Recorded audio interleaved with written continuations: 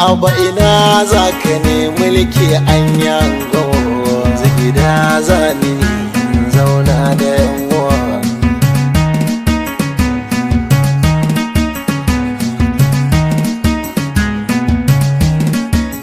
Baba ina za ka ne mulki kayi ka gama gida zani na zauna da yanwa.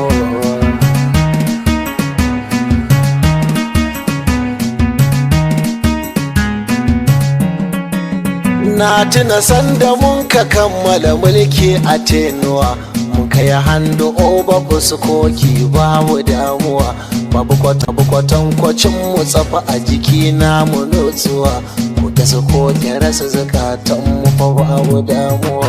Baba ina za ka ne mulki an gama yanzu gida za zauna da yan uwa. Lotan nan idan ka ganni fa zan baka sha'awa, komai na a can sutura ta gwanin kawa, ga kadara a ko'ina filaye kwadai yawa, sannan ga gida na kwanci na yayi unguwa.